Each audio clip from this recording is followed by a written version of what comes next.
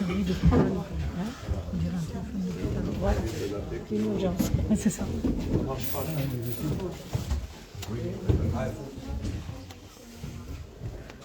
C'est bon. Merci à Dieu, que Dieu soit béni, que Dieu soit glorifié. Merci au Seigneur pour la grâce de Dieu qui nous est encore donnée ce matin, de se réunir et de pouvoir écouter le conseil de Dieu, sachant que Christ est en train de revenir, il est maintenant urgent de venir à Dieu. Amen. De s'approcher de Dieu, de pouvoir glorifier le Seigneur, je pense que c'est un mot d'ordre aujourd'hui. Vous savez, il y a dans la parole de Dieu ce qui est appelé la révélation de la parole de Dieu. Et ce que nous avons besoin aujourd'hui, c'est la révélation de la parole de Dieu. La Bible dit qu'il n'y a pas de révélation, chacun fait ce qui lui plaît. Amen. C'est un temps où les juges ont connu que chacun lui faisait ce qu'il lui semblait bon de faire. On ne se comportait plus selon ce que la parole demande, on ne se comportait plus selon ce que Christ demande, mais chacun faisait comme il lui semblait bon. Et nous sommes en train de vivre un temps comme ça, mes frères et sœurs, où chacun fait ce qui lui semble bon, chacun fait ce qui lui semble être bien, et nous avons besoin de revenir à la parole de Dieu. Amen. Je pense qu'il est temps maintenant, rapidement, de pouvoir annoncer le message de Dieu, ce message qui prépare l'Église, ce message qui avertit l'Église de Jésus-Christ. Nous sommes dans un temps où les avertissements doivent maintenant venir et nous devons rapidement avertir l'Église de Dieu. Quel temps difficile. Quelques dernières minutes, quelques dernières secondes, quelques derniers mois, quelques dernières années. On ne sait pas exactement ce qui reste, mais Dieu n'est pas loin. Amen. Et nous sommes, nous, dans un temps très difficile. Est-ce qu'on peut prêcher l'évangile avec la liberté parmi vous ce matin? Est-ce qu'on peut permettre au Saint-Esprit de se manifester comme il le veut? Amen. J'aimerais ce matin vous parler de l'apostasie. Je pense qu'aujourd'hui, le temps est venu, frères et sœurs, de pouvoir être au courant, et je pense que vous le savez, c'est sûrement pas nouveau ce que je vais vous parler ce matin, parce que vos serviteurs vous l'ont prêché. Mais j'aimerais porter mon concours, moi aussi, ce matin, et vous parler de l'apostasie.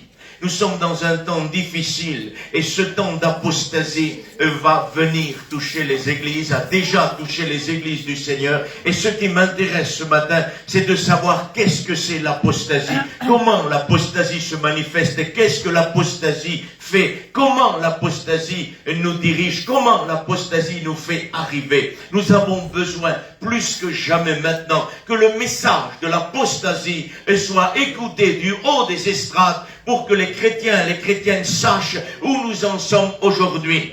L'apostasie tire son fondement du cœur même de Satan. L'apostasie n'est pas une idée d'homme, n'est pas certains groupements d'églises qui ont quelque part un peu faibli dans la foi et qui ont introduit l'apostasie. Non, l'apostasie vient du cœur même de l'enfer, du cœur même de Satan. L'apostasie est produite par Satan. C'est pour ça qu'il faut rapidement que nous annoncions ce message-là pour que les gens sachent ce qui se passe. Nous sommes dans un temps d'apostasie. Le temps est un temps d'apostasie, c'est-à-dire d'abandon de la foi. Le mot apostasie veut dire abandonner la foi. Et j'aimerais lire avec vous dans le livre de Timothée, premier livre de Timothée, 4 versets 1er. Mais l'Esprit dit expressément que dans les derniers temps, quelques-uns abandonneront la foi pour s'attacher à des esprits séducteurs et à des doctrines de démons. Par l'hypocrisie de faux docteurs portant la marque de la flétrissure dans leur propre conscience. Amen. Amen. Que Dieu soit béni. Seigneur, nous te remercions de ce que ta parole va être prêchée ce matin. Amen. Nous te disons merci de ce que, Seigneur, tu bénis. Amen. Te disons merci de ce que tu vas nous révéler. Amen. De ce que tu vas nous parler ce matin. Des pièges, des astuces de Satan. Tu vas nous révéler, Seigneur, et mettre devant nos yeux la réalité d'une apostasie certaine. Est un grand avertissement pour nous ce matin. Amen. Seigneur, avertis-nous. Et Seigneur, bénis-nous. Et si nous sommes dans les liens de l'apostasie, viens nous en retirer. Je t'en supplie ce matin, pour la seule gloire de ton nom. Merci Jésus, et que Dieu en soit béni. L'Esprit dit expressément Ça veut dire l'Esprit dit d'une manière précise que dans les derniers temps, quelques-uns vont apostasier, c'est-à-dire abandonner la foi. Et j'aimerais ce matin que nous comprenions que quelqu'un qui apostasie, ce n'est pas quelqu'un qui va quitter l'Église. Certains croient que parce que nous sommes apostates, nous ne viendrons plus à l'Église. Non, l'apostasie c'est un piège plus subtil que ça. L'apostate demeure dans l'Église. L'apostate demeure derrière un foulard. L'apostate demeure derrière un chant, derrière un témoignage, derrière une prédication. Oui, il y a des serviteurs de Dieu qui sont apostates. Il y a des chanteurs qui sont apostates. Et il y a des chrétiens qui sont apostates. Aujourd'hui, on ne peut plus toucher. Les gens ne veulent plus écouter que vous parlez d'apostasie et dans le corps ministériel. Pourtant, la Bible montre et révèle qu'il va y avoir des ministères apostates. Et il faut que nous fassions attention à ces ministères apostates. L'apôtre Paul de Pierre dit, il y a eu de faux prophètes, il y aura parmi vous de faux docteurs. Et nous voulons connaître aujourd'hui tout ce qui se passe au sein même de l'Église de Dieu. Nous voulons être au courant des ruses de Satan. Nous voulons être au courant parce que l'Esprit dit d'une manière précise. Ça veut dire qu'il ne se trompe pas et il précise bien que l'apostasie se trouve au cœur même de ceux qui professent être des enfants de Dieu. Que Dieu en soit béni. Le rétrograde va sortir de l'Église, va pécher, va être capable d'aller jusque dans le bourbier du péché peut-être. Comme le fils prodigue est sorti et qui à un moment donné, il a tout dilapidé ses biens, ses richesses qu'il avait. Il a tout dilapidé. Et à un moment donné, il n'avait plus rien. Il a tout dilapidé, il n'avait plus rien, même pas pour manger. La Bible dit qu'il aurait bien voulu se rassasier des carouches que mangeaient les pourceaux. Ça veut dire qu'il était réduit à un niveau bien bas, si vous voulez. Les pourceaux, c'est l'impureté. Et tout ce qui touche au pourceau, c'est toujours l'impureté dans la parole de Dieu. C'est-à-dire qu'il était tombé bien bas. Il aurait pu se contenter de très peu de choses, alors qu'il avait de grandes richesses avec Dieu. Un rétrograde qui sort de l'Église. Mais que Dieu soit béni. Et que Dieu fasse que dans les derniers moments, dans les dernières secondes, les rétrogrades reviennent à la maison. Parce qu'à un moment donné, il rentre en lui-même. Dans cette situation, quand il était au plus bas, il rentre en lui-même et il se souvient. Et pour rentrer en soi-même, quand on est arrivé à ce niveau-là, il faut une action du Saint-Esprit. Et là, le Saint-Esprit était là. Et il est rentré là. Et il lui a parlé. Il a dit, dans la maison de ton Père, il y avait du pain en abondance. Et puis là, il rentre en lui-même. Et dit, j'ai péché contre le ciel et contre Dieu lui-même. Je ne suis pas digne. Un véritable repentant se voit indigne. Pardonnez-moi. On voit des repentances d'apparence aujourd'hui où il n'y a pas, si vous voulez, cette position de cœur comme le fils prodigue. Il est dit, je ne suis pas digne. Aujourd'hui, il y a des repentants qui viennent et ils se croient dignes du retour. Ils viennent, excusez-moi, avec la poitrine en haut, c'est moi le monsieur, je retourne, je reviens, je veux la première place parce que je reviens. Il n'y a pas d'orgueil dans l'œuvre de Dieu. Il y a de l'orgueil chez les Roms, il y a de l'orgueil chez les Espagnols, il y a de l'orgueil dans tous les peuples, mais en Dieu, il n'y a pas d'orgueil. Amen. Et j'aimerais vous le dire ce matin. L'orgueil des Roms, l'orgueil des Espagnols et l'orgueil des autres, mais on est entre Roms et Espagnols ce matin, ne doit pas demeurer dans l'œuvre de Dieu. On doit briser notre orgueil de race, pardonnez-moi. On doit être humilié, on doit être puissant en Dieu et non pas orgueilleux pour servir Dieu. Ça ne passe pas. Dieu n'accepte pas ça. Il y a des gens qui chantent avec orgueil. Il y a des gens qui prêchent avec orgueil. Et tu sens toujours, excusez-moi, l'espagnol, le rhum, le manouche qui revient. Tu sens que la tradition est là. Nous n'avons pas le droit d'imprégner l'évangile avec ce que nous sommes. Amen. Que Dieu te bénisse, l'espagnol, je suis rhum. Que Dieu nous bénisse. Amen. Amen. Je ne renie pas ce que je suis. Comprenez ce que je suis. Mais la Bible dit que quand nous venons à Christ, quand quelqu'un naît de nouveau, il perd son identité raciale. Il n'y a plus de juifs, il n'y a plus de grecs, il y a un seul corps en Christ. Nous sommes fatigués que chaque peuple amène son caractère qui est attaché à ce qu'il est dans l'œuvre de Dieu. Amen. Puis il y a des gens qui disent c'est normal, c'est des Espagnols, c'est des Roms, c'est leur style. Non, on n'a pas de style quand on prêche l'évangile. On a une onction. On a une parole de Dieu. Mais notre style doit mourir. Il n'y a pas un style espagnol, il n'y a pas un style rome. Il y a une vérité de Dieu. Amen. Il y a un style qui vient du Seigneur. Et on ne peut pas se permettre de dire style. Non, c'est une onction. C'est un mouvement de l'esprit. Un mouvement qui vient de Dieu. Et nous sommes aujourd'hui fatigués de servir Dieu avec ce que nous sommes, avec notre caractère, avec notre imprégnation de notre peuple, de ce que nous sommes. Il est temps de changer. Les choses anciennes sont passées. Aujourd'hui, toutes choses sont nouvelles. Voilà comment on doit servir Dieu, avec des choses nouvelles. Amen.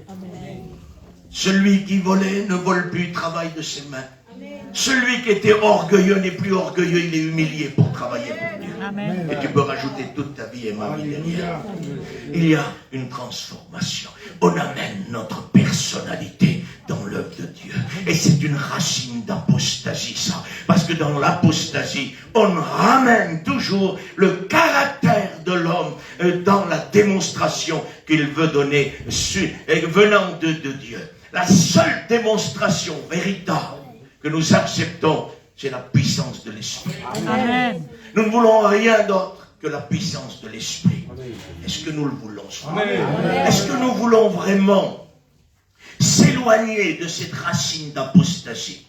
Parce que apostasier, c'est abandonner, se détacher. Et il faut, la Bible dit, que le principe de l'apostasie vienne et qu'ensuite l'Église soit enlevée. Mais il faut d'abord que l'apostasie paraisse. Il faut qu'elle paraisse. Et nous ne voulons pas l'écouter. Il y a des églises qui ne veulent pas que tu prêches ça. Ils ne sont pas d'accord avec ça. Il dit non frère, nous sommes une église, nous ne sommes pas dans l'apostasie. Laisse-toi avertir. L'apostasie peut être dans ton foyer. L'apostasie peut être dans ton champ, dans ton ministère, dans ton message. Tu peux donner un message d'apostasie. Et nous avons besoin d'être avertis de Dieu. Amen. Amen. Merci à Dieu pour les églises qui acceptent encore la parole de Dieu. Il y a des églises qui n'acceptent plus la parole de Dieu. Et écoutez, il y a toujours ça. Vous voyez, cette Bible-là, elle est toujours présente. Mais on n'a plus le droit de la prêcher littéralement comme elle est. On n'a plus le droit de l'enseigner comme elle est. On doit l'arranger par rapport au peuple où nous sommes. Chez les Roms, on ne peut pas tout dire. Chez les Espagnols, on ne peut pas tout dire. Non, on peut dire tout ce qui est écrit ici. Amen. Amen. Amen. C'est pas vrai, Juan l'Ancien. Tout ce qui est écrit ici, chez les Roms, chez les Espagnols, chez qui tu veux, doit être prêché. Amen. Qui disent, ouais, mais sédentaires, les Roms, tout ça, c'est pas pareil. Il n'y a qu'un seul Dieu, un seul esprit, une seule foi, un seul baptême. Il n'y a pas de résultat quand la grâce vous touche. Quand la grâce vous touche, elle vous touche. Amen. D'une même source ne peut pas sortir deux eaux différentes. Alors la source de la grâce, dite de honte, je vous en ai parlé hier, elle sort. Donc quand elle vous sort, il n'y a pas de résultat différent chez l'Espagnol ou le Rome. C'est le même résultat. Le Rome se convertit, il devient un enfant de Dieu. L'Espagnol se convertit, il devient un enfant de Dieu. Amen. Et tous ensemble, nous servons le Seigneur. Et il est temps d'arriver à cette unité de travail maintenant, peuple de Dieu. Que les Espagnols s'unissent avec les Roms, que les Roms s'unissent avec les Espagnols, avec les voyageurs, les sédentaires. Tous les peuples doivent s'unir. Dieu revient chercher son église. Il n'est pas le temps d'ouvrir 3 églises dans une même ville. On a 3 églises à Nîmes. Rome, Espagnol, Manouche et Catalan. 4. Il est plus loin l'autre, il a 20 km, mais ça nous fait quand même 4 églises. On aurait assez d'une seule église, et on serait 5, 600, 700 personnes, et on servirait Dieu à la manière que Dieu veut. Et les Roms pourraient amener leur ministère à la contribution des Espagnols, les Espagnols ainsi de suite, et les Catalans ainsi de suite, et les voyageurs ainsi de suite. On est en train aujourd'hui de se séparer un peu. C'est discrètement fait, mais c'est le fait, ça le fait. Ouais, mais ça passe pas avec la parole de Dieu. Il y a quelque chose qui passe pas par la porte, ça accroche. Quand on veut discrètement se séparer, ça accroche, ça passe pas à la porte. Ouais. Et il faut que ça passe. Et les dimensions sont là. La hauteur, la largeur, la profondeur, tout est là. Et c'est là les dimensions. Et il n'y a pas d'autres dimensions. L'apostasie est en train de sévir dans les églises. Elle ne regardera pas d'Espagnol. Elle ne regardera pas ce que je suis. Elle viendra toucher l'apostasie. Il le dit d'une manière précise que dans les derniers temps. Nous y sommes. Nous sommes dans les derniers temps. Pas encore fait, c'est pas encore les derniers, bien sûr que si. Le livre d'Hébreux dit que Christ a paru dans les derniers temps. Du moment que Christ est paru sur terre, l'enclenchement des derniers temps s'est mis en place. Et nous y sommes depuis 2000 ans maintenant et quelques. Nous y sommes là. Nous sommes dans les derniers temps. Bientôt, Christ va revenir et nous voulons vraiment que l'apostasie soit brisée du milieu de nous. Amen. Amen. Le rétrograde sort, il revient, il est repentant, il revient à l'église, il demande pardon, il s'assied au fond, jamais ne s'assiera en première place. J'ai vu des rétrogrades qui reviennent, frère. Ils veulent être assis où tu es là, tu vois, et sûrement pas au fond là-bas. Je reviens, c'est comme s'il nous faisait quelque chose à nous de grâce. Je reviens. Soyez contents. Ouais, on est content. Mais assis-toi au fond, repens-toi. Assis-toi là-bas. Il y a des rétrogrades qui reviennent, des repentants qui reviennent, la poitrine en l'air, pardonnez-moi. Ils n'ont jamais chanté là, il faudrait qu'ils chantent parce qu'ils sont partis, qu'ils sont revenus. Oui. Non, tu chantais pas avant, tu reviens, tu ne vas pas chanter. Tu vas rester assis. Et après, on verra ce qu'on peut faire. Mais pour l'instant, on ne part pas pour recevoir une tâche. Parce que moi, j'ai vu des églises. Les gens partent, quand ils reviennent, on leur donne une tâche. En voulant dire, prends ça va te tenir après. Puis on se réunit ensemble et on dit, il faut lui donner une tâche, ça va le tenir, ça. Vaut mieux ne rien lui donner, parce que si c'est la tâche qu'il tient, vaut mieux qu'il débarrasse. Vaut mieux qu'il fasse de la place. Parce que ça ne sert à rien d'amener l'interdit au milieu de vous. L'apôtre Paul a dit, ôtez l'interdit du milieu. Amen. Un pécheur repentant n'a pas besoin d'une tâche, n'a pas besoin de rien. Il s'assied au fond et il prie son Dieu. Amen. Amen. Et bien sûr que nous, on ne le veut pas qu'il soit au fond. Comprenez ce que je veux dire. Mais c'est ce que le Fils prodigue dévoile ici. Il dit, je reviendrai, je demanderai pardon au ciel et à Dieu, et à l'Église, et à mes frères, et à mes sœurs, parce que j'ai péché contre l'Éternel. Et je reconnais mon état, et je suis un pécheur. Ça, c'est le rétrograde, ça.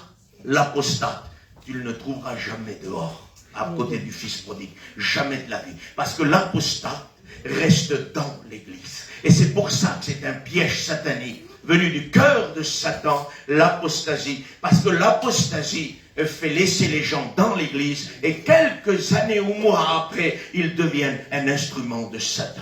Attention, les apostates deviennent des instruments sataniques dans la main de Satan pour terroriser, pour abattre le spirituel dans l'église de Dieu.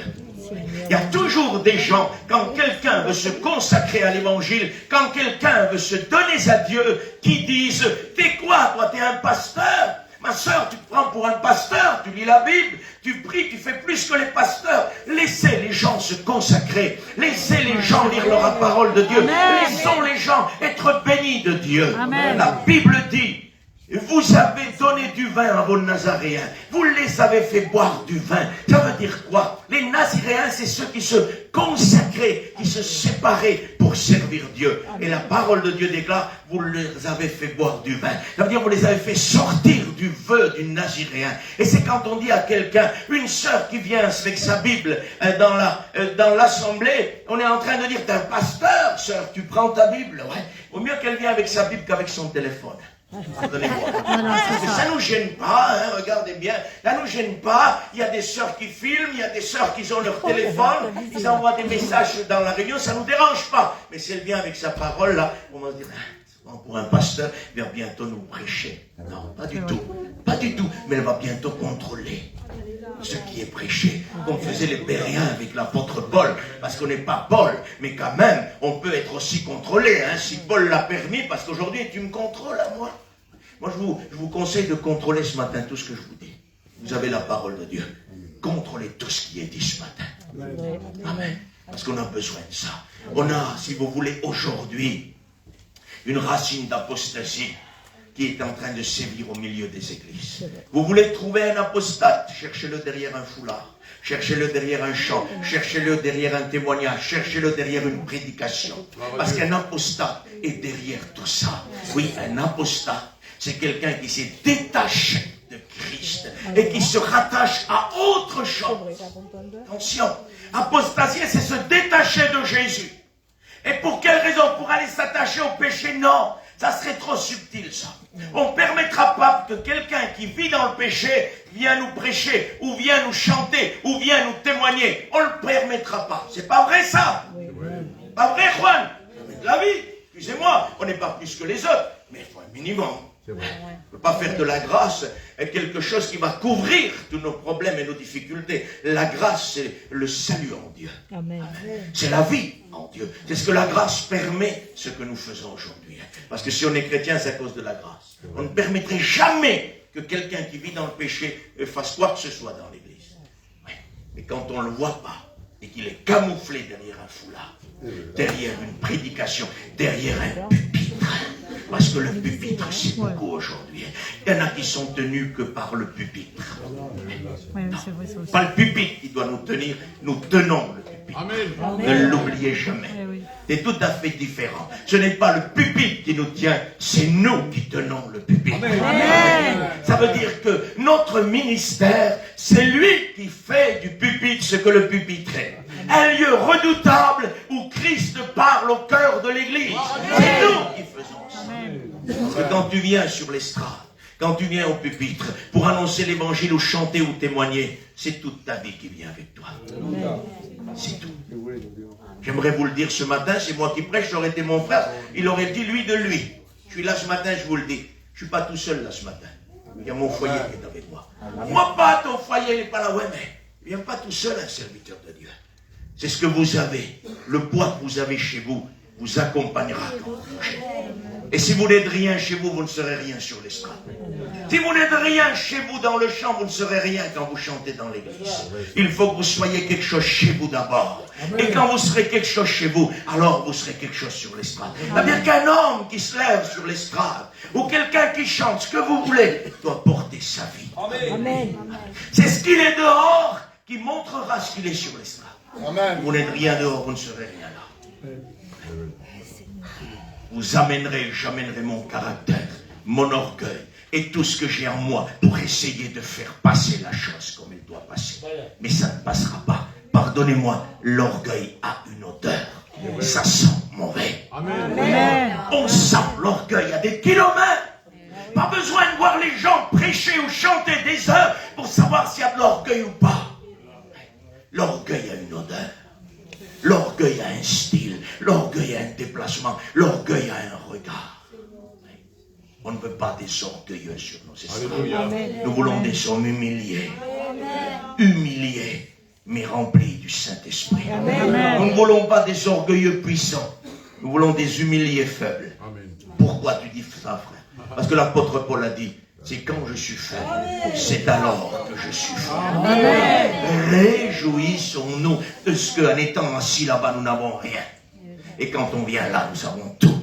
Parce que Christ est là et il donne tout en abondance. Il y en a qui sont assis, elle dit, je vais chanter. Appelez-moi, ne m'oubliez pas, je vais chanter. Fais-toi oublier, va. Si le Saint-Esprit veut que tu chantes, il va t'appeler, va. Parce que t'inquiète pas. Hey, tu m'as oublié, je suis blessé, j'avais à cœur de chanter, mais le pasteur m'a pas appelé. Tu es tellement spirituel que tu es plus spirituel que le pasteur. Tu avais tellement à cœur, toi, lui, il n'était pas spirituel, il n'a pas repéré que tu devais chanter. Non, c'est plutôt que le pasteur a repéré que tu dois rester assis. Là, qui sont assis, disent, j'ai un message. Ah, là, ce soir, je vais en mettre plein la vue. Ça n'existe pas, ça. Si, ça existe. Moi, je l'ai vu. Moi, je l'ai vu dans leur manière d'être sur leur chaise. Ouais, sur leur chaise, ils sont là. Et tu sens qu'ils disent, alors ce soir, je vais en mettre plein la vue. Ils te commencent avec un hébreu, finissent avec un grec, un araméen, et ils te racontent des histoires d'étoiles et du cosmos et de technologie et de tout ce que tu veux. Et à la fin, ils croient que tout le monde a été ébloui, alors qu'il n'y a rien qui s'est passé. Vous savez la différence entre un orgueilleux et un humilié, ce que c'est? C'est qu'un orgueilleux va prêcher l'évangile où il va chanter comme tu veux, des orgueilleux dans tous les domaines. Et quand il va s'asseoir, il va baisser la tête, il va faire semblant de prier, et il va surveiller qu'est-ce qu'on dit comme ça de lui. Parce que dans son cœur, il se dit, ça devait être terrible de chanter. Ça devait être formidable comment j'ai chanté. Ça devait être formidable comme j'ai prêché. Et il est capable de dire, mes collègues serviteurs ont appris comment on doit prêcher sur moi. Quelle tristesse pour le cœur de cet homme. Il ferait mieux de faire autre chose que serviteur de Dieu. Parce que c'est une honte de servir comme ça. Vous savez ce que c'est un homme humilié? Il porte le ciel dans la réunion. Il s'assit et il demande pardon à Dieu de ne pas être à la hauteur. Et il dit, pardonne-moi Seigneur de ne pas être à la hauteur. Alors que le ciel est descendu. C'est toute la différence entre un orgueilleux et un homme humilié. Il y en a un qui chante, quand il chante, c'est un bouleversement, l'onction vous transperce. Et lui, pour lui, il ne veut même plus chanter. Parce qu'il se dit, ça ne va pas. Ça ne va pas. Si je ne passe pas chanter, tant mieux. Parce que dans son cœur, ce n'est pas son œuvre à lui, son zèle à lui, son activité à lui. C'est l'onction qui fait tout ça. Amen. Le temps est particulièrement difficile. L'orgueil ne doit pas résister parmi nous. On doit mettre dehors toute racine d'orgueil. Parce que l'apostasie, c'est l'orgueil.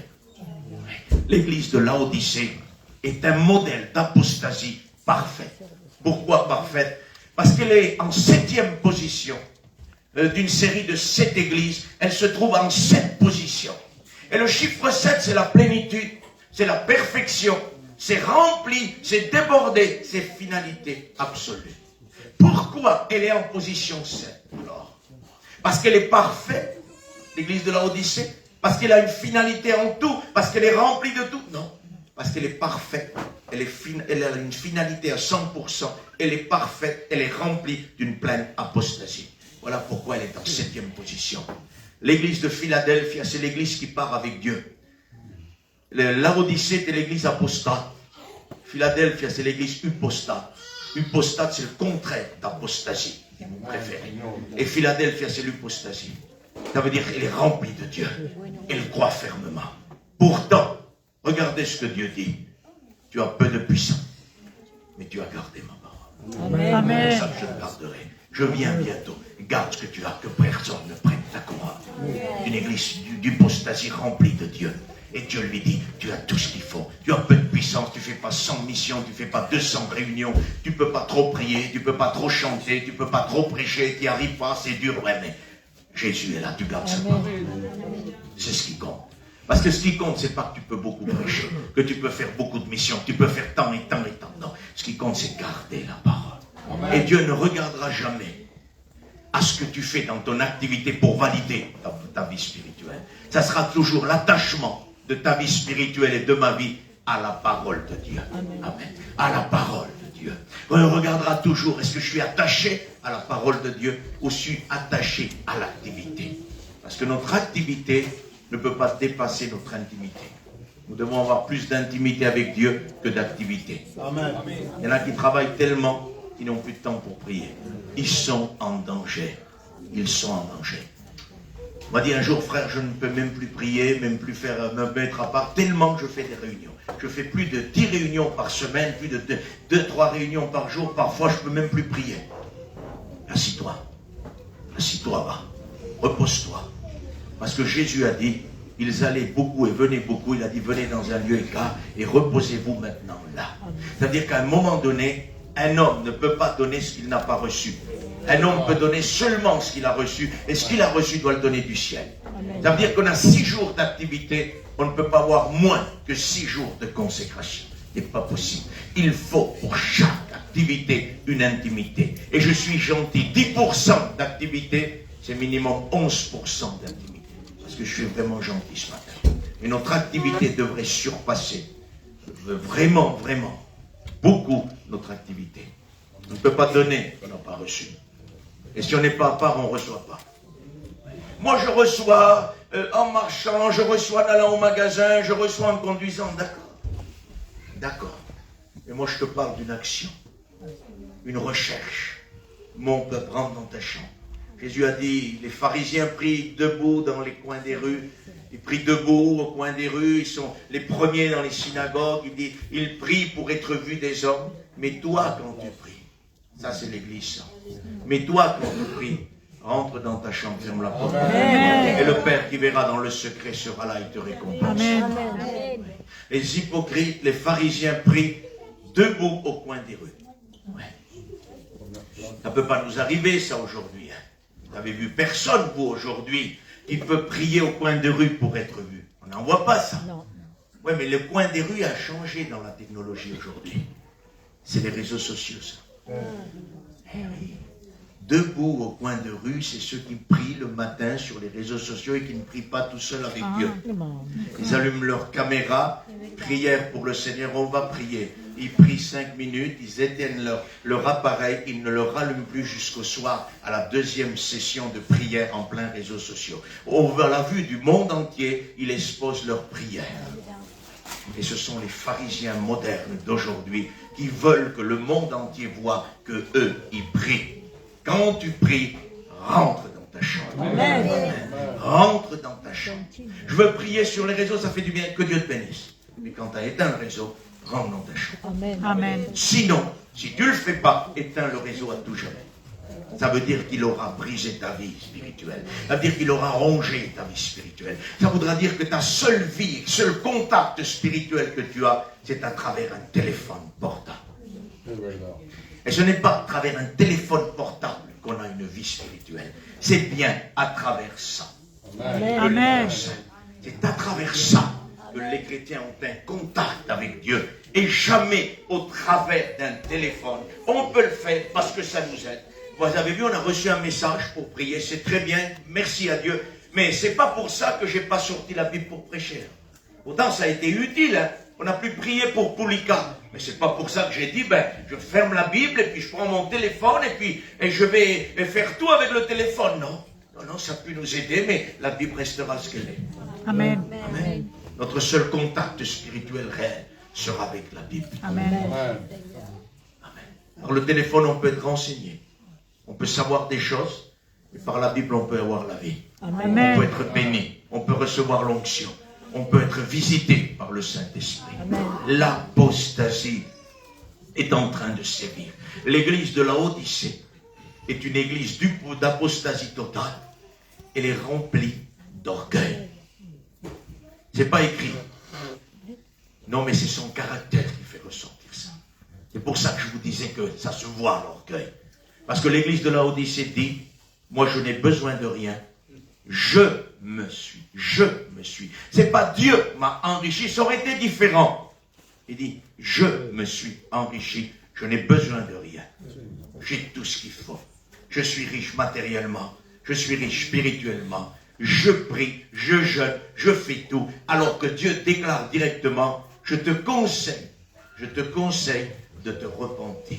Amen. Elle n'a besoin de rien. Il n'y a pas de prieuse plus forte que Laodicée. Elle croit qu'elle prie plus que les autres. Elle croit qu'elle est plus dans l'intimité que les autres. En réalité, elle n'a plus rien du tout. Elle ne prie pas. Elle est orgueilleuse. Elle a tout. J'ai besoin de rien. Elle est remplie d'un orgueil certain. Et une caractéristique de l'apostasie est l'orgueil. Quand quelqu'un est orgueilleux, il est dans les liens d'apostasie. Soit il n'est pas converti, n'a pas encore connu Christ, son orgueil reste là, puis tant mieux qu'il reste là, parce que tant qu'on n'a pas connu Dieu, il n'y a rien qui peut changer. Mais une fois qu'on a connu Christ, notre orgueil est brisé. Amen. Notre caractère, notre être entier est littéralement brisé, changé. Alors si on est né de nouveau, et quelques années après, nous rentrons dans un certain orgueil démesuré, nous sommes dans les liens de l'apostasie. Si ce matin, je me verrais orgueilleux, il faudrait que je comprenne que l'apostasie sévit et que l'apostasie me touche et je devrais me repentir. Elle ne prie pas, l'église de Laodicée. C'est pas écrit ici, c'est écrit. Je n'ai besoin de rien. Quelqu'un qui n'a besoin de rien ne demande rien. Donc il n'y a pas de prière, il n'y a pas de demande, il n'y a pas de remerciement. Elle a besoin de rien, totalement rien. Elle a tout. Et pourquoi nous prions? S'il vous plaît, qu'est-ce qui nous pousse à prier? Qu'est-ce qui nous a poussé à prier pour Poulika? Le besoin. Qu'est-ce qui nous a demandé de prier pour le petit-fils de notre frère et les autres cas? C'est qu'il y avait un besoin. Donc nous ne sommes pas riches. Nous n'avons rien et nous avons tout en toi, Seigneur. Amen. Pour ça que nous réclamons encore ta grâce sur nos vies. Amen. Tandis que l'église de Laodicée n'a plus besoin de rien du tout. Elle ne prie plus. Avez-vous remarqué que les églises de moins en moins prient aujourd'hui? Et ça, c'est pas ici chez vous ou chez moi seulement. C'est partout. Partout, partout, partout. Je vais dans beaucoup d'églises et beaucoup de peuples. C'est partout pareil. C'est partout pareil. Les églises ne prient plus comme elles priaient. La prière disparaît. Il y a le système. 2, 3 cantiques qu'on prie pour la réunion. On prêche la parole de Dieu. Après ça, on veut que les gens prient. Personne ne prie. Donc on rechante un cantique ou deux et on bâcle la réunion. Ne couvrons pas notre manque de prière par un cantique ou quoi que ce soit. Jamais de la vie. On ne prie pas, on prie pas, on prie pas. On fait un inventaire. On ne prie plus. Qu'est-ce qui nous arrive? Mais on ne couvre pas par un cantique, s'il vous plaît. Tu as des gens que quand tu as prêché dans leur église, parce que l'église ne prie pas, ils vont te camoufler ça avec un cantique, avec quelque chose, et on va pousser les gens dans une certaine émotion. Lève-toi de ta place, remercie Dieu, adore Dieu, alors que Dieu n'a pas demandé ça dans le message. Tu as un message pendant demi-heure qui pousse les gens à se repentir. Tu as des gens qui se lèvent et disent Dieu te demande de l'adorer. C'est pas ce que Dieu a demandé. Alors si tu veux passer du temps, on pourrait lui dire, hein, pasteur, si tu veux passer du temps à essayer de pousser l'église à adorer, fais-le, mais tu le fais pour rien du tout. C'est pas ce que Dieu a demandé dans le message. Dieu a demandé dans le message de se repentir, donc c'est ça. Après, tu as des messages où Dieu dit, adorez-moi, louez-moi. Dieu n'a pas de repentance à demander. Alors là, il me dit, Seigneur, on va te louer. Amen. Mais on ne fait pas, on ne déforme pas le sens de la parole au profit de notre ruine. Parce qu'on va devenir de plus en plus malheureux, pauvres, aveugle, misérable et nu. Elle n'a rien. La véritable condition de l'église d'apostasie, c'est pauvre, aveugle, misérable et nu. Il n'y a plus rien du tout. Plus rien du tout. Les caisses sont pleines, frère. Ouais. Laodicée avait les caisses pleines. Elle a subi un tremblement de terre, la ville de Laodicée. Elle a été détruite en partie. Et l'État voulait aider cette ville-là. C'est normal, vous voulez le porter une aide pour qu'elle se reconstruise. Il a dit, nous n'avons pas besoin de vous, on peut se débrouiller tout seul, nous avons assez d'argent pour remonter la ville. Il y a des églises aujourd'hui qui n'ont plus besoin de Jésus, tellement la caisse est pleine, ils se débrouillent comme ils veulent, ils n'ont plus besoin de demander à Jésus du ciel de l'aide pour faire quoi que ce soit. S'ils veulent agrandir, ils agrandissent, s'ils veulent changer la moquette, ils changent la moquette, ils peuvent faire ce qu'ils veulent, ils n'ont plus besoin de Jésus. Nous avons besoin de Dieu. Amen. Une église qui n'a plus besoin de Jésus. Elle est pauvre, aveugle. Elle n'a plus de discernement spirituel. Elle est aveugle. Et la Bible dit, et puis, est-ce qu'on a le temps, Juan, ce matin, on peut continuer les batailles. J'aimerais vous lire un verset, si j'arrive à le trouver dans Ésaïe. Dans Ésaïe, il est dit, je vais essayer de le trouver.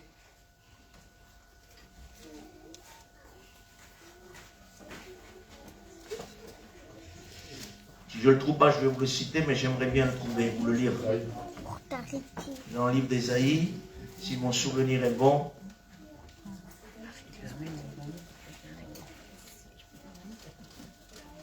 En tout cas, si je ne le trouve pas, je te le cite, je le connais.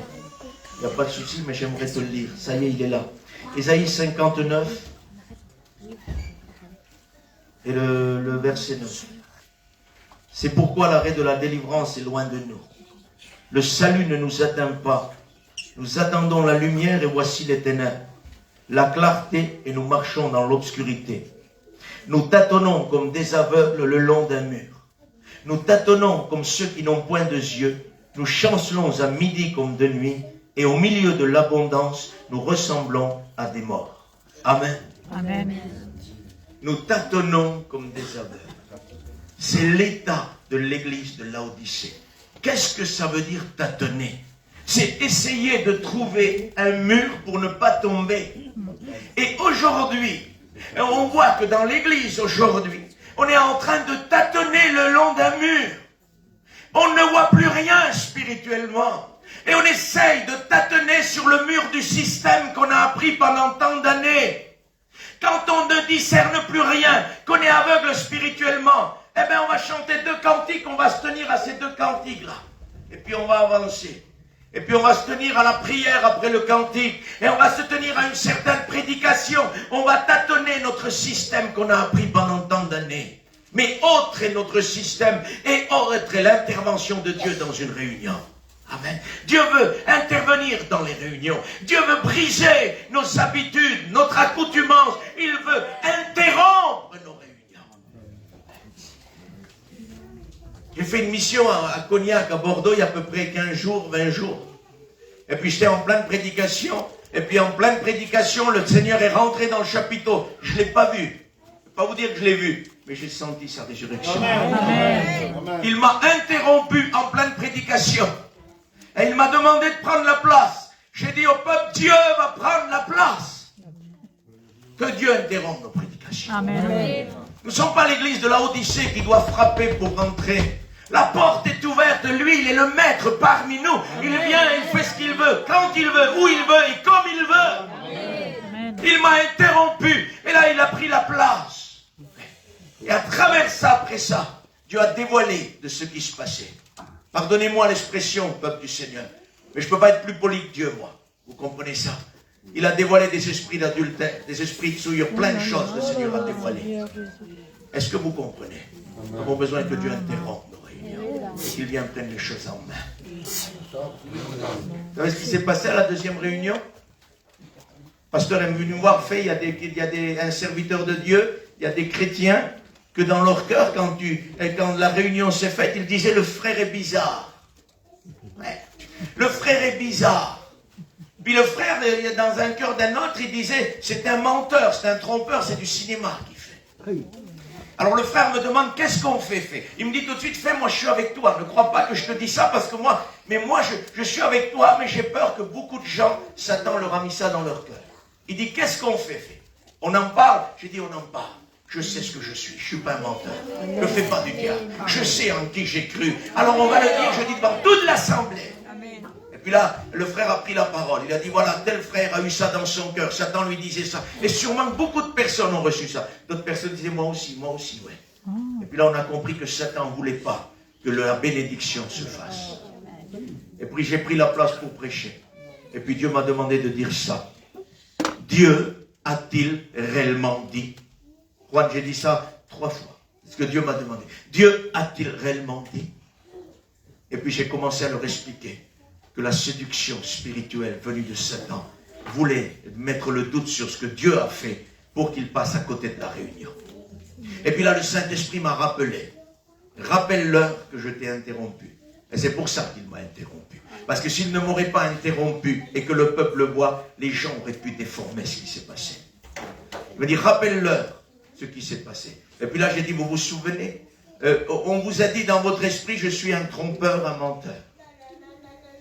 S'il y en a un, j'avais du mal à dire ça, mais je suis obligé de le dire. S'il y en a un qui est trompeur, menteur, c'est pas moi, ça a été Jésus. Tout le monde me regardait avec des yeux comme ça. Mais oui, parce que c'est pas moi qui étais.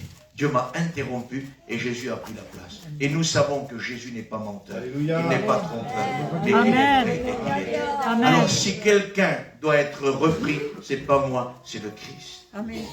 Vous aurez vu la puissance de l'éclaircissement de la parole de Dieu. Et là, nous avons été bénis pendant 3 réunions. Amen. Le Seigneur nous a visités. Est-ce que vous comprenez ce que Satan ne veut pas? Qu'il y ait des interruptions et que Dieu vienne nous dire, t'es comme ça, t'es comme ça, t'es comme ça. Il faut que tu changes. Ouais. Mais c'est passé quoi, frère? Les esprits d'adultère, c'est des catastrophes, pas du tout. Dieu sait gérer les situations. Non, c'est pas.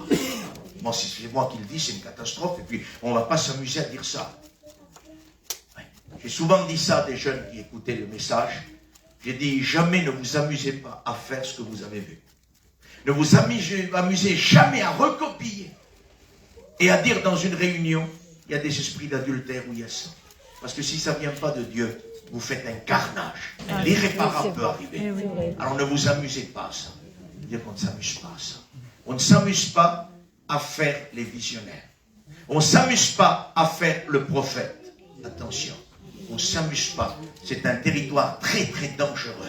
On ne s'amuse pas avec ça. J'ai vu, Dieu m'a montré, j'ai vu. Oui, fais attention. Souvent, quand il y a des catégories de personnes comme ça, Dieu m'a montré ça sur toi, Dieu m'a montré ça sur ta fille, Dieu m'a montré ça. Mais chez lui, c'est le carnage. Ça fait qu'il n'a pas le temps de se tourner pour que Dieu lui montre un peu ce qui se passe chez lui et tout le temps en train de regarder les autres. Oui, c'est ça. On va voir un peu ce qui se passe chez lui. Ouais. Parce que je crois au ministère de prophète.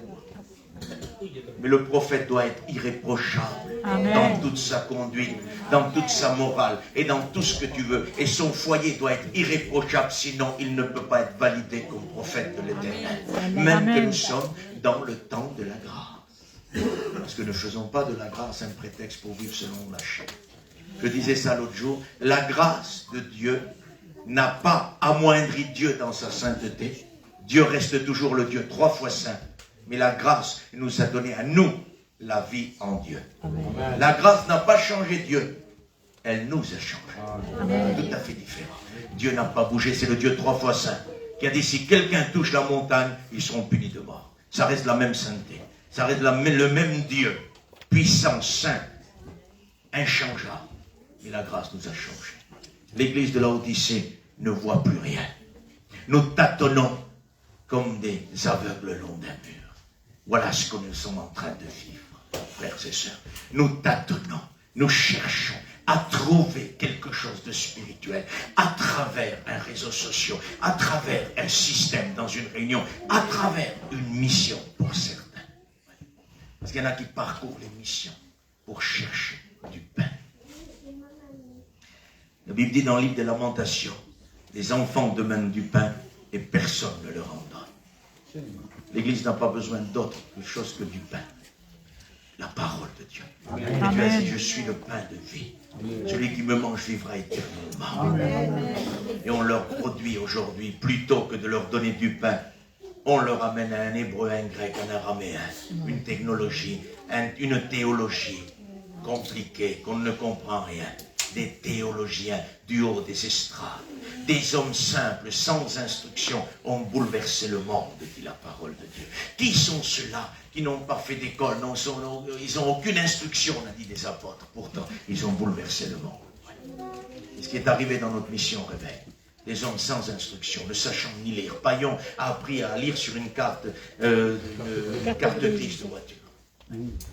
Pourtant, quand vous étiez assis devant le ministère du frère Paillon, vous pouviez y rester des heures et des heures et des heures. On se demandait d'où ça vient, ce cerveau qu'il avait, mais ce cerveau n'était pas son cerveau, c'était l'action de Dieu. Amen. Et on a besoin que de nouveau, des hommes comme ça grandissent au milieu de nous. C'est possible encore. Mais ne remplaçons pas, pardonnez-moi, ne remplaçons pas un ministère par une technologie. Ça ne marchera jamais. Jamais ça ne marchera. Et au milieu de l'abondance, nous ressemblons à des morts. Juan, est-ce que je peux continuer? Oui. Il n'y a pas de souci, on peut continuer encore un peu. Parce qu'il faut vraiment que nous voyions quelque chose, plusieurs choses. Je sais que le Saint-Esprit sait résumer rapidement les choses. Mais en tout cas, je n'ai jamais vu bâcler le Saint-Esprit. Les choses. Jamais. C'est à nous d'être patients. Ce n'est pas à lui d'accélérer. C'est ce qu'on n'a pas compris aujourd'hui. Il y a des gens qui veulent que Dieu accélère dans la prédication, pour que Dieu va plus vite. C'est à nous d'être patients, et ce n'est pas lui d'accélérer. Vous savez que dans le fruit de l'esprit, il y a le fruit de la patience. Amen. Comment se fait-il que nos chrétiens ne sont plus patients devant une demi-heure de prédication? Comment se fait-il qu'ils s'ennuient devant une demi-heure de prédication? Et comment se fait-il que des heures sur leur téléphone et ils ne s'ennuient pas? Comment se fait-il qu'ils passent 1h30, 2 heures devant un poste de télévision et ils ne s'ennuient pas? Comment se fait-il qu'à 8 heures, tu ouvres ton Facebook, ton réseau social et à 11 heures du soir, tu es encore là? C'est vrai. Mais oui. Comment se fait-il? Parce que les sentiments qui étaient en Christ ne sont plus en nous ce qu'ils étaient. Et la Bible dit, ayez en vous les sentiments qui étaient en Jésus. Amen. Et le sentiment de Jésus, c'était d'aller prier le Père. Amen. Amen. C'était de rechercher Dieu, de faire la volonté de Dieu. Vous n'aurez jamais trouvé Christ en face d'un écran de téléphone, figé sur l'écran pendant 1 heure. Il y en a qui te disent, ouais, mais s'il aurait été là, il aurait utilisé ça, puisqu'il a utilisé l'âne là pour arriver, donc il aurait utilisé les réseaux sociaux, la technologie, parce qu'aujourd'hui on a des voitures, il avait un âne à l'époque. Vous savez, la voiture c'est un moyen de transport. La technologie c'est un moyen qui nous lie. On a tous des voitures. Et pourtant nos voitures depuis tant d'années ne nous ont pas éloignés de l'œuvre de Dieu. Est-ce qu'on le comprend ce matin? Amen. On a tout le temps eu des voitures. Hein?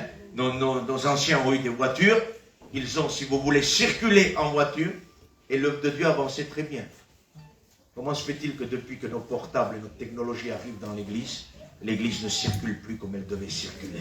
La prière n'y est plus, le jeûne n'y est plus, la consécration n'y est plus. On perd du spirituel au profit de la technologie. C'est normal, on introduit l'esprit de l'antichrist dans le cœur même de l'église.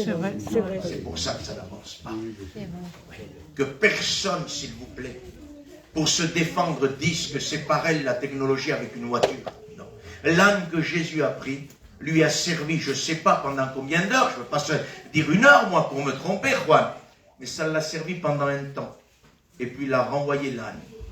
Le téléphone portable, c'est 24 sur 24 que nous l'avons dans la poche. Donc c'est pas pareil que l'âne que Jésus est monté. Il a utilisé ce moyen, tout à fait différent. L'âne l'a utilisé, il a remis ta voiture, tu viens à la réunion, la preuve elle est dehors.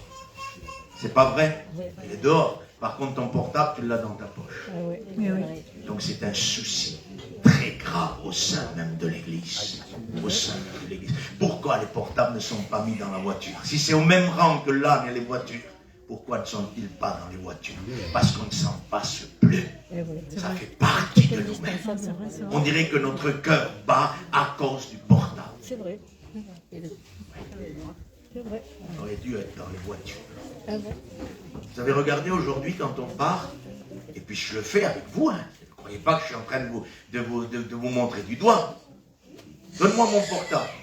T'as peur de prendre la route parce que tu dis si je tombe en panne ou pas, comment je fais?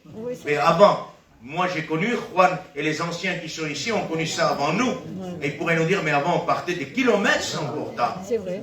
Et on ne se souciait pas de rester en panne ou quoi. On envisageait sur le moment, si on restait en panne, comment on fait. On pourrait oublier rapidement la Bible. Chez nous, et pas le téléphone. C'est ça qui doit être le premier. Quand tu fais tes bagages, c'est ça qui doit être mis dans les bagages. Amen. C'est vrai. Tu ne veux pas que j'oublie mon téléphone, ma tablette, mon ordinateur. Non, ça c'est rien ça. Mais si tu oublies la parole de Dieu, c'est grave. Comment tu liras? Supposons qu'on part en vacances. Comment tu liras pendant tes vacances? Comment feras-tu pour lire? Nous avons besoin plus que jamais de comprendre que les liens de l'apostasie sont en train de sévir. L'église de la Odyssée est un modèle par excellence. Dieu nous l'a révélé, nous l'a mis au grand jour pour que nous le voyions. Ça fait partie de la révélation du livre de l'Apocalypse pour que nous voyions dans quel état elle est. Une église qui chante, qui prie, qui prêche, mais que Christ n'est plus au milieu. Il frappe à la porte. Si quelqu'un entend qu'il ouvre la porte, et je vais rentrer. Ils l'ont mis à la porte tout doucement. Tellement qu'il est bon et dans son amour et dans sa grâce, il ne part pas, il se tient au seuil de la porte. Et il frappe. Si quelqu'un entend, ouvrez la porte.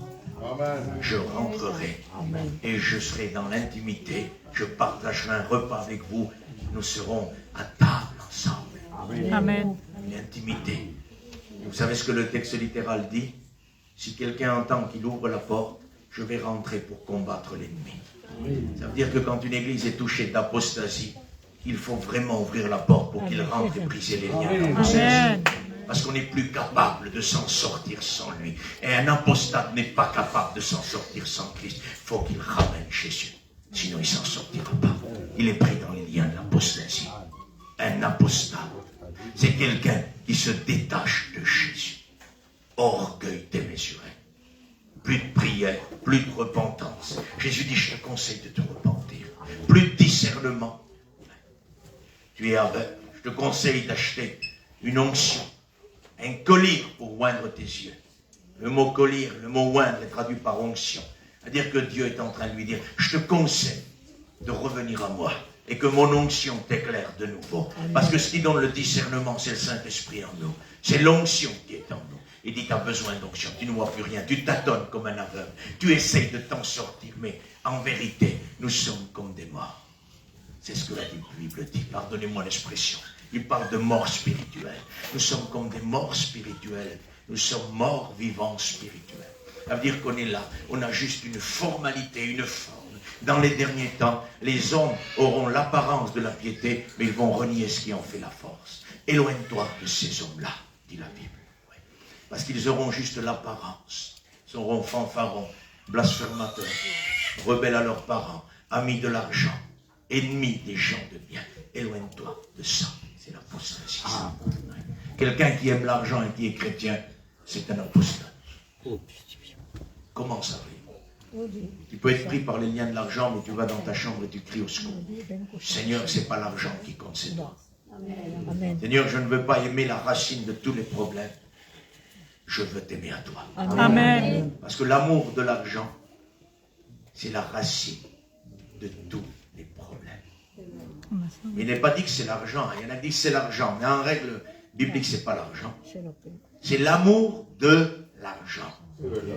Et la racine de tous les problèmes. Tu peux avoir de l'argent. Je peux avoir de l'argent. Mais quand j'aime l'argent, c'est un problème. Et beaucoup ont été possédés par ça. Vous vous rendez compte? Il parle d'être possédé par l'argent. Qu'est-ce que c'est être possédé? Ce n'est plus être maître de soi-même. Ne plus être maître de soi-même. Mais que notre maître, c'est l'argent. On ne peut pas servir Dieu et maman. Impossible. C'est Dieu ou maman. Il faut détruire, brûler notre argent. Pas du tout. Ça va être l'argent que Dieu vous bénisse. Amen. Il peut servir pour que vous soyez prêts pour le retour. Parce que des temps difficiles arrivent. Je fais une petite parenthèse. Nous allons vers un crash boursier sans précédent. Un effondrement commercial peut arriver à tout moment. Le monde est instable. Nous vivons une fragilité énorme. Et de toute façon, un crash boursier est prévu. Parce que l'Antichrist devra rétablir le problème commercial, le problème de bourse, le problème d'argent. Tout ça devra être rétabli. Donc, il va y avoir un effondrement. Et l'Église peut effleurer avant l'enlèvement, avant de partir avec Dieu. On peut être touché par un effondrement boursier, commercial, et peut-être connaître des famines. Nous sommes en France. Ici, on dit, oh, mais ici, ça ne peut pas trop nous arriver. En France, c'est bien. Et puis, on manque même de cœur, parfois. Ça, c'est vrai. Parce qu'on oublie de prier pour ceux qui sont en Ukraine, là-bas, nos chrétiens. Il y a des églises Rome, là-bas, en Ukraine, en Russie. Il y a des églises aussi. Il y a des églises sédentaires. Il y a des églises de nos frères et sœurs. Pas la peine de citer ceux qui sont nos frères et sœurs. C'est bien plus joli comme ça. On oublie parfois d'intercéder pour eux. Oui, on oublie de le faire. J'aimerais te poser une question. Est-ce que tu crois que les chrétiens de France sont plus nobles que les chrétiens d'Ukraine? Non. Non. Donc s'ils ont été touchés par la guerre, nous pouvons aussi être touchés. C'est vrai. On n'est pas plus nobles, nous, en France. Nous sommes la même racine du salut qui vient de la croix. Amen. Et c'est la même noblesse en eux que la noblesse en nous. Nous sommes sauvés par le même Seigneur. Ce qui leur est arrivé peut nous arriver. C'est vrai. Et ça se resserre. On leur coupe les vivres, on leur coupe tout. Il y a des serviteurs de Dieu là-bas qui font partie avec nous du travail. On veut leur couper le courant, on veut leur couper tout pour qu'ils aillent à la guerre, pour qu'ils fassent. Pourtant, ils sont serviteurs. Ils prient, ils jeûnent, ils cherchent Dieu. Ils donnent leur vie pour Jésus. Et la persécution arrive. On risque. Mes frères et sœurs, je vous donne un conseil. Vous avez de l'argent de côté, ne le gaspillez pas. Gardez-le pour des temps difficiles qui arrivent. Parce qu'on va frôler la grande tribulation. Mais avant de frôler, quand vous frôlez une tempête, les débris de la tornade rejettent toujours des choses à l'extérieur. Et si vous êtes dans le, vous savez, dans la tornade, là, je ne sais pas comment ils appellent, dans le cœur de la tornade, dans le siphon, dans le cœur même, si vous y êtes, vous êtes emporté. Et si vous êtes à quelques mètres de là, même que vous n'êtes pas dedans, tout ce que le cœur de la tornade a en lui, il va le rejeter progressivement. Et le cœur de la tornade de la grande tribulation va rejeter, avant l'enlèvement, beaucoup de choses qui ressemblent à la grande tribulation, mais qui n'est pas encore la grande tribulation, mais qui est seulement la tribulation. Parce que l'Église n'a pas part à la grande tribulation, mais l'apôtre Jean dit, moi, votre frère Jean, qui est part à la tribulation avec vous à cause du royaume. Donc il y a une tribulation, il y a une persécution, et on est en train de rentrer dans ça. Vous voulez ne pas être touché par la persécution, alors soyez amis du monde. C'est tout ce que j'aime vous dire ce matin. Vous voulez ne pas être touché, alors soyez amis du monde. Parce que la Bible dit ça. Apocalypse traite que tous ceux qui n'avaient pas la marque de la bête ne pouvaient pas manger ne pouvait pas vendre, ne pouvait pas commercer, ne pouvait rien faire. Ne peut pas vendre, ne peut pas acheter, ne peut pas commercer. En fait, c'est un peu tout ça. On n'est pas dans la grande tribulation, frère. Oui. Là-bas, ça sera la marque de l'Antichrist. Ici, c'est l'esprit de l'Antichrist qui gère. Ça veut dire que c'est le même caractère que l'Antichrist. L'Esprit de Dieu a le même caractère que Dieu. Et il a les mêmes sentiments que Dieu. Tout ce que Dieu veut, le Saint-Esprit nous le fait faire. Et l'Esprit de l'Antichrist, l'Esprit de Satan, fait faire au monde tout ce que Satan veut qu'il fasse. Et aujourd'hui déjà, ici, il y a cette empreinte-là. À tous ceux qui ne veulent pas adhérer au système de l'Antichrist, alors ils ne pourront plus vendre, plus acheter, plus commercer. Ça veut dire que ça deviendra de plus en plus dur. Et on le voit, il y a des hommes de Dieu qui servent Dieu, qui se séparent du monde dans les temps où nous sommes. Ils manquent du manger, ils manquent de beaucoup de choses. Ils y arrivent parce que Dieu a dit, je nourris les oiseaux du ciel à plus forte raison que toi. Mais c'est difficile. Les temps ont changé. Tout est en train de changer, dit Ézéchiel. Les choses sont en train de changer. Et celui qui voudra être ami de Dieu, celui qui veut vivre pieusement en Christ, dit la Bible, sera persécuté. Et nous le voyons. L'esprit de l'Antichrist n'est plus d'accord que nous puissions ramener par notre commerce de l'argent chez nous. Il ne veut plus que nous vendons, il ne veut plus que nous... Vous comprenez, il y a des gens qui mettent sur le bon coin quelque chose, c'est vendu en demi-heure.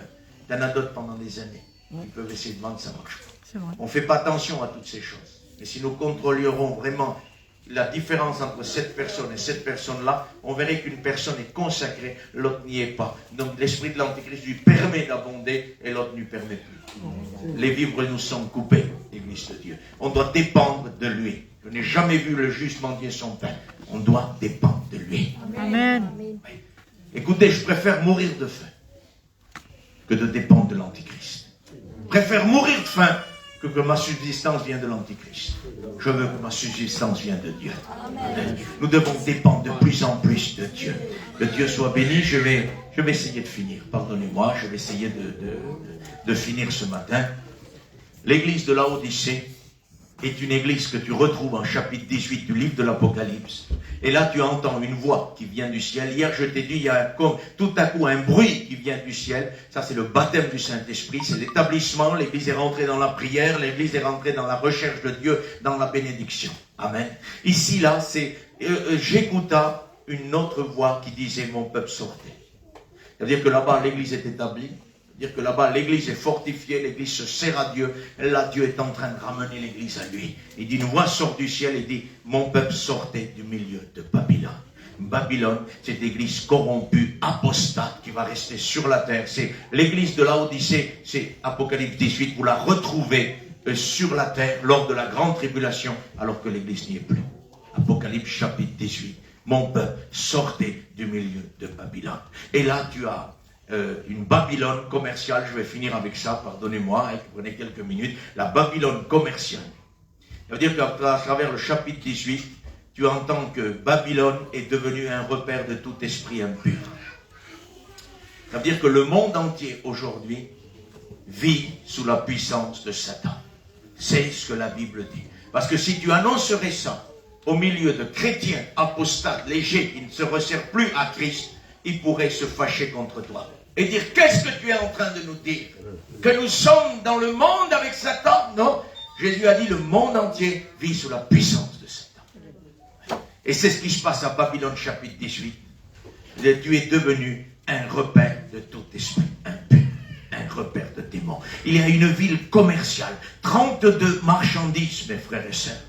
Là-bas, on a écouté qu'au milieu de l'abondance, nous sommes comme des morts. Parce que l'abondance matérielle nous fait mourir spirituellement. Et comme des morts au milieu de l'abondance, nous tâtonnons, nous marchons, mais nous ne voyons plus rien spirituellement, mais matériellement, nous sommes remplis. Et nous avons tout ce qu'il faut. Et on ressemble à des morts spirituels au milieu de cette abondance-là. Faudrait-il encore mieux ne rien avoir et être rempli de la présence de Dieu. Amen. Et de la puissance du Saint-Esprit. Parce que ça sert à rien de posséder des choses et de ressembler à des morts spirituels, tâtonner pour avancer dans l'œuvre de Dieu, alors que dans le monde, on ne tâtonne pas, tout marche et tout va bien.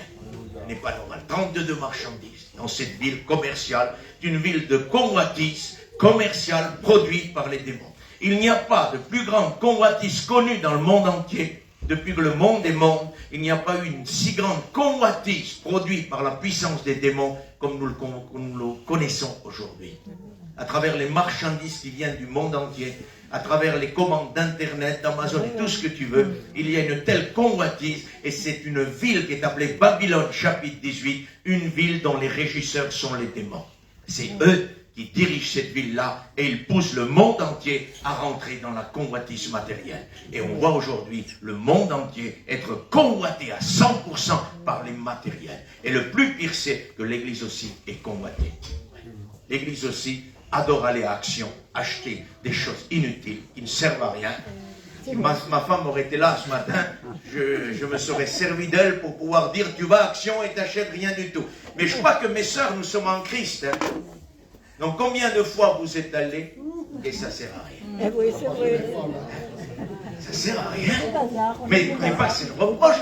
Tu m'amènes à Action, j'amène ma femme à Action, je promène Action avec. Mais je me rends compte qu'à chaque fois, ça sert strictement à rien. À rien. C'est Action. À un moment donné, on ne pouvait pas acheter. Parce que c'était relativement cher les choses, donc on achetait une fois par mois. Oui. Quand on travaillait ou quand la caisse tombait. Pas compliqué. Mais aujourd'hui, avec ces magasins d'Action, Oui. tu peux acheter à tout moment. Des choses à 1 euro, 50 centimes, Oui, 3 c'est euros. ça. Tu peux acheter à tout moment. Donc la convoitise, si tu veux, est élevée dans le cœur. Parce que la convoitise, que tu payes 100 ou 1000 euros ou 10 000 euros sur quelque chose, ou 1 euro, c'est toujours la convoitise qui le produit quand tu n'en as pas besoin. Oui, c'est vrai. Quand tu en as besoin, tu en as besoin. Il faut, hein, de toute façon, écoutez, on vit encore sur terre, on peut pas, tu en as besoin, tu veux faire. Il n'y a pas de chaussures, tu ne peux pas marcher pieds nus. Il faut des chaussures. Et quand tu as 10 paires de chaussures, et qu'il faut absolument faire 200 km pour aller acheter une autre paire de chaussures, et là tu as gaspillé de l'argent, tu as gaspillé du temps. Ça sert à rien du tout. Dans le désert, ils avaient une seule paire de chaussures. La Bible dit que ni ses vêtements ni les chaussures ne sont usés.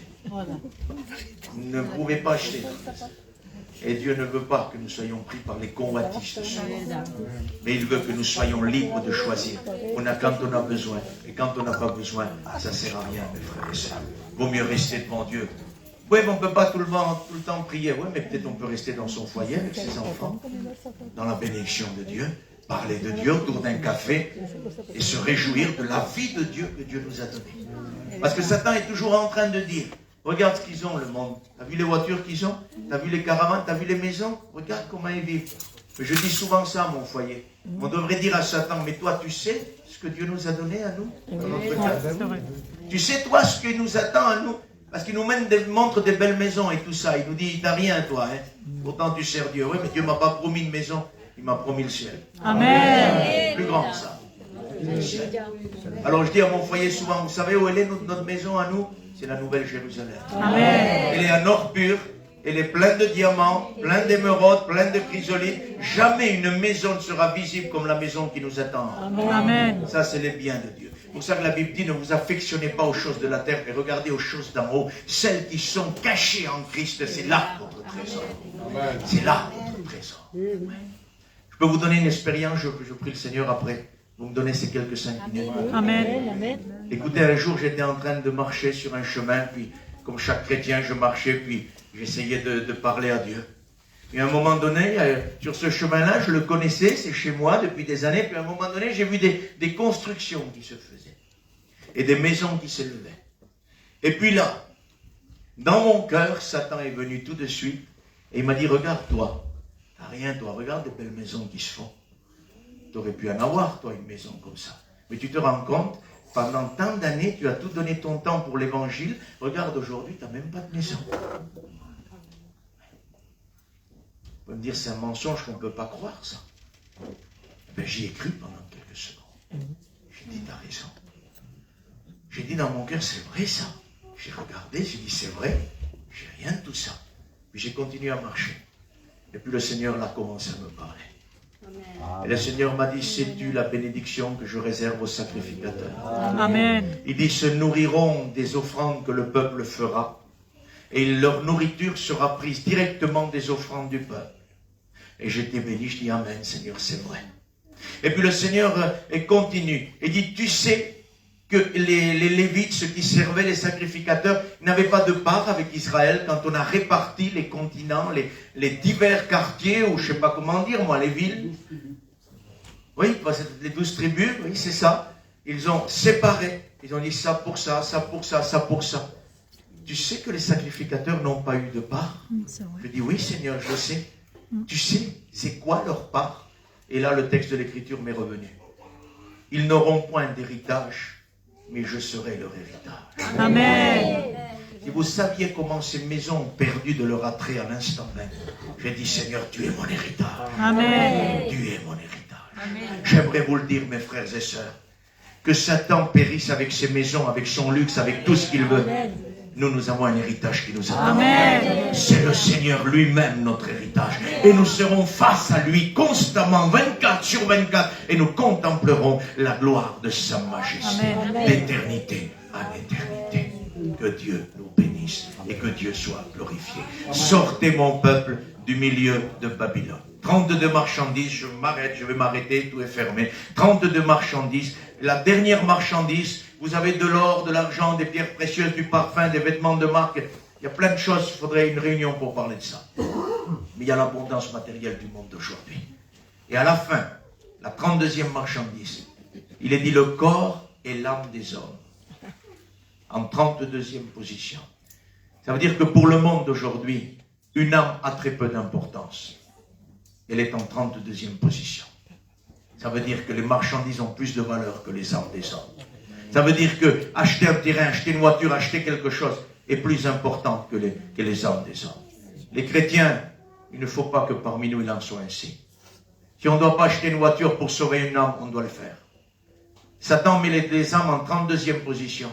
Nous les déplaçons, nous les mettons en première position. Amen. Et on dit avant tous ces objets de luxe qu'il y a dans le monde, ces choses qui attirent le monde, nous c'est les âmes, Seigneur. Oui, mais tu ne vas pas t'acheter ça, c'est pas grave. L'âme doit être sauvée. L'âme doit être sauvée. Amen. Et nous déplaçons maintenant première. L'église d'apostasie, on n'a pas le temps d'aller plus loin, il y aurait tellement de choses à dire, mais ce que je sais ce matin, c'est que Dieu nous a fait comprendre. Que l'apostate se détache. Et on n'a pas le temps de parler ça. Mais il se détache pourquoi? Pour s'attacher à des esprits de séduction. Attention, mes frères et sœurs. On se détache quand on est chrétien. Ce n'est pas pour redevenir perdu. Attention, hein. Quand un chrétien se détache, il est pris par les liens de l'apostasie. Et là, il s'attache à des esprits de séduction. Et un esprit de séduction, c'est un démon. Ouais. Parce qu'on ne peut plus appeler les choses là maintenant. Tu lis esprit de séduction, c'est mieux, frère. Oui, mais esprit de séduction, c'est démon de séduction. C'est-à-dire qu'on se détache de Jésus pour s'attacher à des démons de séduction. Et là, ils sont en train de nous enseigner des enseignements de démons. Et là, ils sont en train de nous dire, c'est pas grave si tu pries pas un peu. C'est pas grave si tu lis pas aujourd'hui. Fais ce que tu as à faire, tu as un travail à faire, fais-le. Tu ne peux pas aller à la réunion, c'est pas grave, tu iras demain. Et peu à peu, ça commence. Et là, on nous commence à nous convaincre. Ces esprits de séduction commencent à nous convaincre qu'en réalité, une vie avec Dieu peut se vivre sans prière, sans consécration, sans en faire trop, mais juste adhérer au baptême, juste adhérer au culte, et puis après attendre le Seigneur, il reviendra, il nous prendra de toute façon avec lui. C'est une doctrine fausse. Le chrétien, quand il est né de Dieu, reste attaché à Christ. Amen. Et vous ne le forcez pas à prier. Parce que c'est ça qu'il faut comprendre. Vous ne le forcez pas à prier. Il prie parce qu'il aime Dieu.